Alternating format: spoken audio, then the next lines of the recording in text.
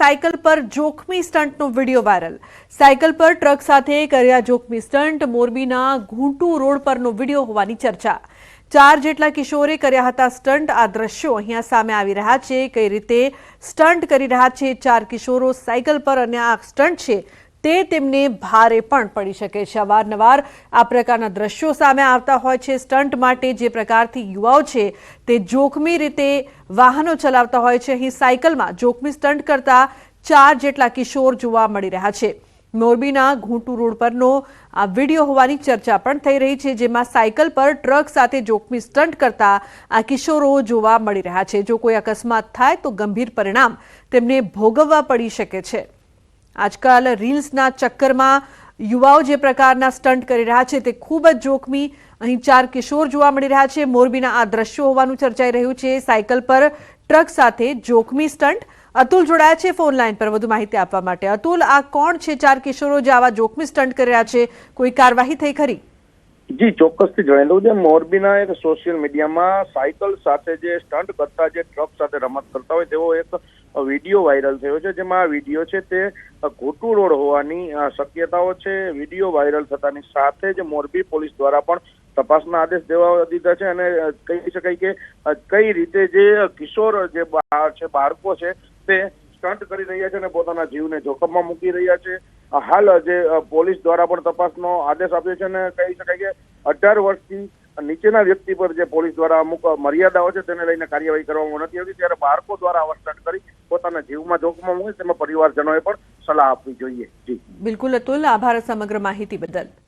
જવાનો સૌથી ખતરનાક ડંકી રૂટ। ખતરનાક જંગલમાંથી ગેરકાયદે અમેરિકા જતા ભારતીયો। અમેરિકા જવાના ડંકી રૂટનો એક્સક્લુઝિવ વિડીયો। પનામાના જંગલ રૂટથી અમેરિકા પહોંચ્યા હતા ભારતીયો। પનામાના જંગલોમાં અનેક દિવસ રાત પસાર કરવી પડી હતી। ગેરકાયદે જતા લોકોને અનેક જેટલા કિલોમીટર પાણીમાં ચાલવું પડ્યું હતું। જંગલમાં મેગી ખાઈને દિવસો પસાર કરવા પડ્યા હતા। તો ડંકી રૂટથી બોટમાં સવાર થઈને ગેરકાયદે યુએસ પહોંચ્યા। ડંકી રૂટથી જવાના 45 લાખ રૂપિયા એજન્ટોએ લીધા હતા। મુંબઈથી 4-5 દેશમાં ફેરવીને પનામાના જંગલથી અમેરિકા પહોંચાડ્યા હતા। તો બ્રાઝિલથી કારમાં પનામાના જંગલમાં લઈ ગયા હતા। જંગલી જાનવરોથી બચતા મેક્સિકો બોર્ડર પહોંચ્યા। શીખ લોકોને દાઢી અને વાળ કપાવવા માટે દબાણ પણ કરવામાં આવ્યું હતું। તો મહત્વનું છે કે આ રીતે યુએસ જવાનું ટાળજો। જે પ્રકારના દ્રશ્યો અહીંયા સામે આવી રહ્યા છે, ખૂબ જ ખતરનાક આ રૂટ છે। અમેરિકાનું ભૂત ઉતારો અને ડોલર જે છાપવા માટે લોકો જઈ રહ્યા છે તે કેટલું ભારે પડી શકે છે તે એક્સક્લુઝિવ વિડીયો અહીં સામે આવ્યો છે। અમેરિકા જવાના ડંકી રૂટનો એક્સક્લુઝિવ વિડીયો જે પનામા થઈને નીકળે છે અને જંગલી જાનવરોની વચ્ચે આ તમામ લોકો અમેરિકા જવા માટે પહોંચ્યા હતા।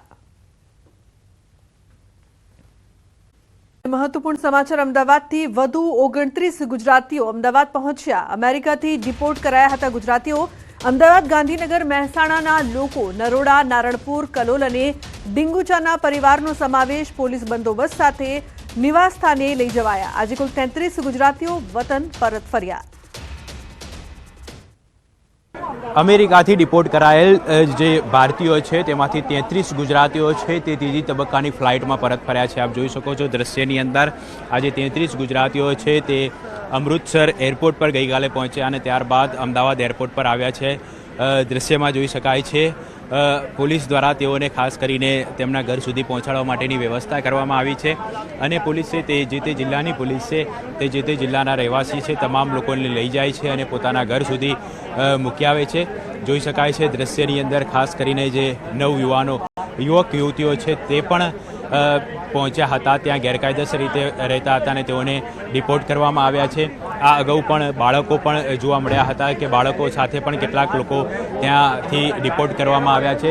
એટલે જે ત્રીજા તબક્કાની ફ્લાઇટ હતી તેમાં કુલ 33 ગુજરાતીઓ હતા અને આ 33 ગુજરાતીઓ છે તે અમદાવાદ એરપોર્ટ પર આવી રહ્યા છે અને પોલીસ તેઓને ખાસ કરીને તેમના ઘર સુધી પહોંચાડવા માટેની વ્યવસ્થા કરી છે અને ખાસ કરીને એરપોર્ટ પર પણ પોલીસ બંદોબસ્ત તૈનાત કરવામાં આવ્યો છે। આપ જોઈ શકાય છે દ્રશ્યોની અંદર કે કોઈપણ પ્રકારની અગવડતા ન પડે તેની ખાસ તકેદારીના ભાગરૂપે ડીસીપી, એસીપી સહિતના ઉચ્ચ પોલીસ અધિકારીઓ છે તે પણ અહીં એરપોર્ટ પર જોવા મળી રહ્યા છે।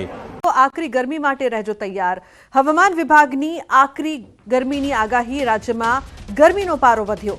સામાન્ય કરતાં 4 ડિગ્રી તાપમાન વધ્યું છે. અમદાવાદનું લઘુત્તમ તાપમાન 19.2 ડિગ્રી નોંધાયું છે, તો મહત્તમ તાપમાન 34 ડિગ્રી નોંધાયું છે. ગાંધીનગરમાં લઘુત્તમ તાપમાન 17.9 ડિગ્રી, મહત્તમ તાપમાન 31.5 ડિગ્રી નોંધાયું છે.